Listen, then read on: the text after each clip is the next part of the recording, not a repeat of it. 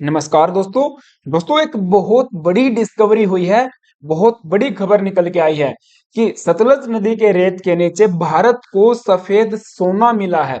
Basically सफेद सोना हम लोग प्लेटिनम को कहते हैं, बट इस बार हम बात कर रहे हैं टेंटलम की, जो कि एक रेयर मेटल है। एंड पंजाब के अंदर सतलुज नदी के रेत में इसकी डिस्कवरी आईआईटी रोपड़ के द्वारा की गई है। आपको पता है आईआईटी रोपड़ पंजाब में है। इसके रिसर्चर्स सतलज नदी के ऊपर किसी प्रोजेक्ट पे काम कर रहे थे।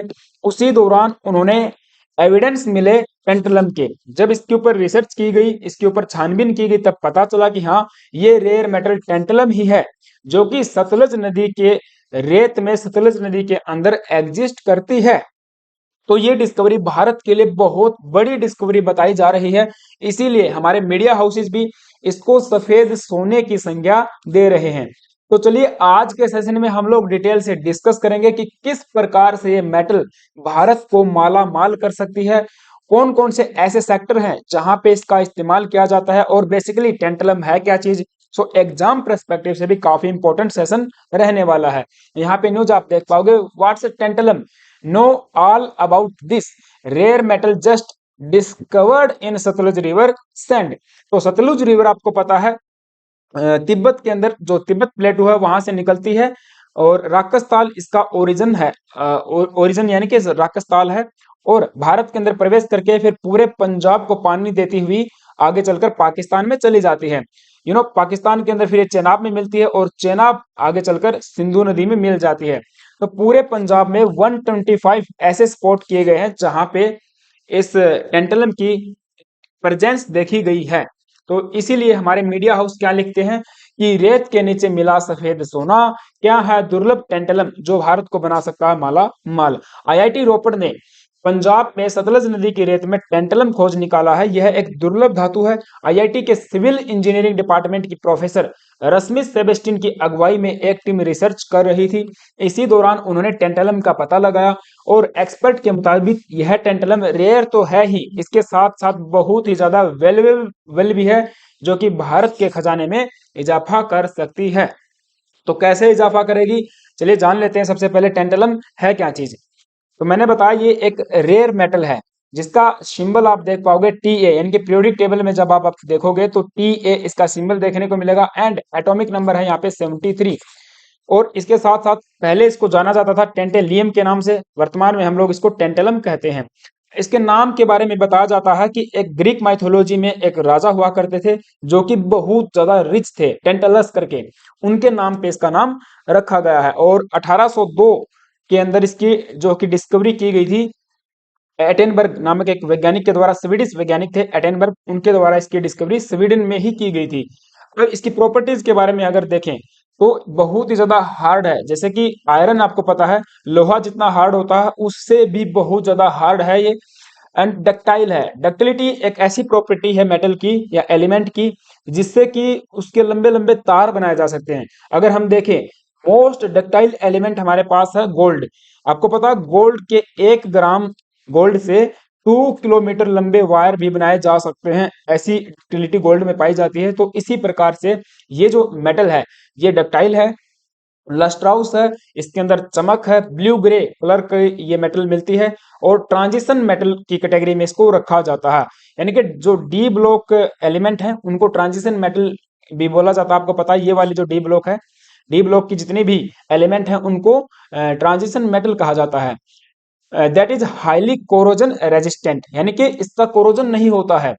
आपको पता है मेटल के अंदर जंग लगना उसका एक मेटालिक प्रॉपर्टी हम कहते हैं, केमिकल प्रॉपर्टी उसकी होती है, बट इस मेटल के अंदर जंग नहीं लगता है, बहुत ज्यादा रेजिस्ट करती है जंग को।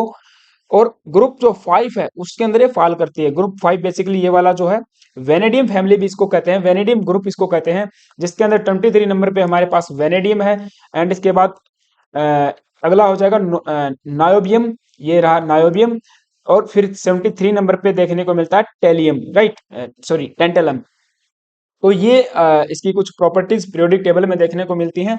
And it is the part of refractory metals. Refractory metals group basically उन मेटल्स को इसमें रखा जाता है जो कि हाई मेल्टिंग पॉइंट रखती हैं। सो इन मेटल के इस्तेमाल से हाई मेल्टिंग पॉइंट एलॉयज भी बनाए जाते हैं, जिनका इस्तेमाल कई सारी अलग अलग इंडस्ट्री करती हैं। And it is amongst the most corrosion resistance metal, जैसा कि मैंने आपको बताया। क्योंकि होता क्या है बेसिकली, ये जो मेटल जब एयर के कांटेक्ट में आती है, एक्सपोज होती है टू एयर, तब इसके ऊपर ऑक्साइड की एक लेयर बन जाती है। और ये लेयर जो कि ऑक्साइड की जो लेयर है बहुत ही ज्यादा हार्ड होती है, इसको रिमूव करना कठिन होता है, इसीलिए इसके ऊपर जंग नहीं लगता। जो हीट के प्रति भी बहुत ज्यादा सेंसिटिव ये नहीं होती है, ठीक है। यानी कि इसका मेल्टिंग पॉइंट है वो भी बहुत ज्यादा हाई हो जाता है। दूसरा आप देखोगे, it is almost completely immune to the chemical attack, अर्थात जब कोई भी केमिकल कोई केमिकल अगर आप इसके ऊपर रखोगे, इसको केमिकल में इसको डिजोल्व करोगे, तो ये नहीं होगी। केवल हाइड्रोफ्लोरिक एसिड को छोड़ के, या फिर एक दो स्ट्रॉन्ग एसिड और हैं उनको छोड़ के, किसी भी केमिकल के साथ में रिएक्शन नहीं करती है। अर्थात एक प्रकार से इनर्ट है, आप कह सकते हो कि इनर्ट जैसे गैस होती है उसी प्रकार से इनर्ट है ये, ठीक है। 120 150 डिग्री सेल्सियस के नीचे। तो ये इसकी कुछ प्रॉपर्टीज थी। इसके ओर्स अगर आप देखोगे तो टेंटालाइट है, कोलम्बाइट एंड कोल्टन। तो ये याद रख सकते हो, पूछा जा सकता है कि टेंटलम के और कौन से हैं। और मैं जो ये जो नायोबियम है, बेसिकली नायोबियम धातु के साथ में मिलके पाई जाती है। पहले जब इसकी डिस्कवरी की गई थी तो वैज्ञानिकों को लगा कि नायोबियम का ही कोई दूसरा फॉर्म है, बट आगे चलकर 1846 में दूसरे वैज्ञानिक का ही काफी इसके ऊपर रिसर्च हुई, तब पता चला कि नहीं, नायोबियम नहीं है, ये उससे डिफरेंट है। केमिकल प्रॉपर्टी उसकी सिमिलर है बट थोड़ा सा उससे डिफरेंट है, इसलिए नाम दिया गया इसको टेंटलम, राइट। और शुरुआत में मैंने बताया टेंटेलियम भी इसको कहा जाता था। तो ये इसकी कुछ केमिकल प्रॉपर्टी, फिजिकल प्रॉपर्टी थी। और इसके बाद हम लोग देख रहे थे यूजेज, कौन कौन से ऐसे सेक्टर हैं जहां पे इसका इस्तेमाल किया जाता है। तो सबसे पहले है electronic sector. Pendulum is most prominently used in the electronic sector, क्योंकि इलेक्ट्रॉनिक सेक्टर में इसके कैपेसिटर बनाए जाते हैं। कैपेसिटर बेसिकली आपको पता है इलेक्ट्रिसिटी को स्टोर करने के लिए बनाए जाते हैं। जो चार्ज होता है, चार्ज को स्टोर किया जाता है कैपेसिटर में। इस धातु से बनाए गए जो कैपेसिटर हैं वो स्मॉल साइज के कैपेसिटर भी बहुत ज्यादा इलेक्ट्रिसिटी, बहुत ज्यादा चार्ज को स्टोर कर सकते हैं विदाउट मच लीकेज। इसीलिए इनका इस्तेमाल ऐसे इनके डिवाइसेज में किया जाता है जो कि पोर्टेबल है, जैसे कि हमारे मोबाइल फोन्स, लैपटॉप्स, और जो डिजिटल कैमराज हैं, डिजिटल वॉच है। क्योंकि एक बार आपने चार्ज किया, लीकेज बहुत कम होगा, तो लंबे समय तक जो कि बैटरी हमारी चल पाएगी। तो ऐसे कैपेसिटर इससे बनाए जाते हैं। ये तो होगा इलेक्ट्रॉनिक सेक्टर, काफी इंपॉर्टेंट यहाँ पे रहती है ये चीजें। दूसरा, इसके अलॉय बनाए जाते हैं।